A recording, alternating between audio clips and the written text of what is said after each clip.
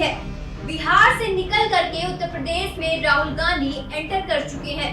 तो वहीं उत्तर प्रदेश पहुंचने के बाद उन्होंने राम मंदिर को लेकर काफी बड़ा बयान दे दिया है और इस बयान के बाद घमासान मचना तय माना जा रहा है। आखिर इस बयान के क्या मायने हैं, उन्होंने ऐसा कौन सा बयान दे दिया है जिससे अब बीजेपी आक्रामक हो सकती है?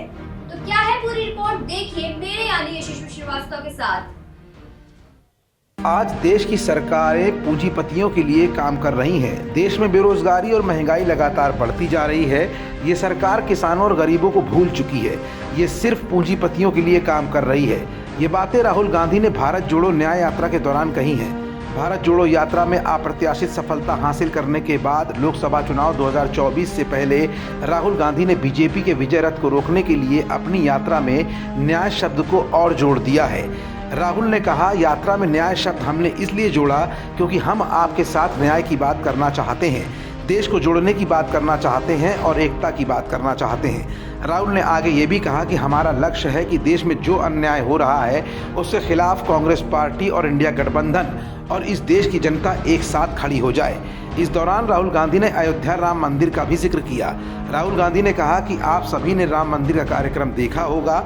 उस कार्यक्रम में सिर्फ मोदी ही दिखे। क्या वहां आपको कोई गरीब इंसान दिखाई दिया?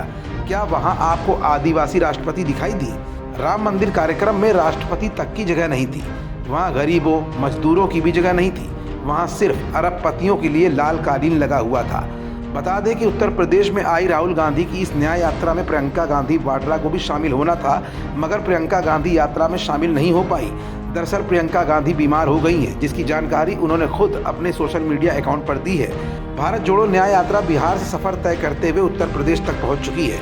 साथ ही अब कांग्रेस पार्टी इस भारत जोड़ो न्याय यात्रा के जरिए भाजपा के कृत्यों को जनता के बीच में लाने की कोशिश भी कर रही है।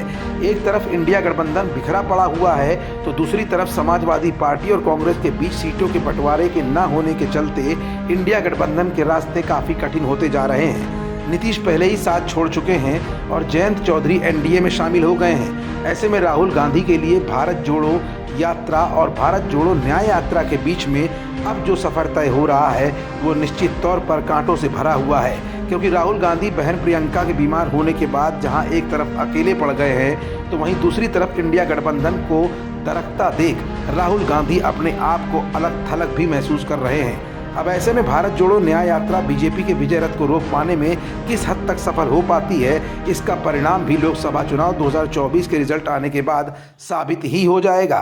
खबरों से जुड़े रहने के लिए सब्सक्राइब करें हमारा चैनल इंडिया जंक्शन।